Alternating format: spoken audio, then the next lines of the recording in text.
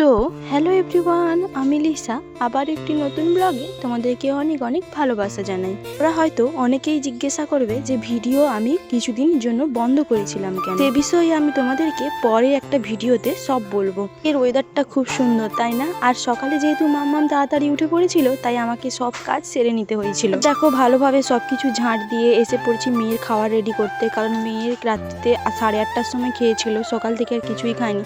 তো এখন 8টা বেজে গেছে, তো মেয়ের জন্য খাওয়া রেডি করে নিয়েছি আর মেয়েকে এখন খাইয়ে দিচ্ছি। কে আমি ল্যাকটোজেন 2 খাওয়াই। তো আমার মেয়ের বয়স যেহেতু 9 মাস প্লাস, তাই ওকে ল্যাকটোজেন 2 খাই। তোমরা তোমাদের বাচ্চাকে কি খাওয়া কমেন্টে জানিও। আর আমার মেয়ে খাওয়ার পর যেহেতু একটু বমি করার অভ্যাস আছে, তাই ওকে একটু বাইরে নিয়ে ঘোরাঘুরি করছিলাম। তারপর দেখো, ব্রাশ করে চলে এসেছিলাম রান্নাঘরে চা বানানোর জন্য। আর আমাদের গ্যাসটা ফুরিয়ে গেছে, তাই ইন্ডাকশানে আমাকে চাটা বসাতে হলো। আর তোমরা তো জানো যে আমরা আমুলসের চা খেতে খুব ভালোবাসি।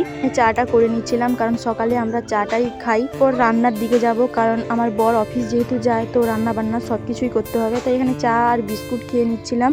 কোনো দিন এমনই হয় যে চা আর বিস্কুট খাওয়ারও টাইম পাই না, সোজা রান্নাঘরে ঘুম থেকে উঠে চলে যাই। আর এদিকে দেখো, শাক তুলে এনেছিলাম, এটা হচ্ছে খসলা শাক। তো খসলা শাকের এখানে তরকারি করব, আর ভাতটাও এখানে বসিয়ে দিয়েছি, আর তরকারিটাও এখানে তুলে দিয়েছি, কারণ ও যেহেতু খেয়ে যাবে তো টাইম হয়ে যাচ্ছে, তাই চটচট করে আমাকে রান্নাগুলো সেরে নিতে হচ্ছে। রান্না করেছিলাম বাটা মাছের তেল ঝাল, তো সেটা তোমাদেরকে ভিডিওতে দেখাতে পারিনি, কারণ ভিডিওটা অনেকটাই লং হয়ে যাবে।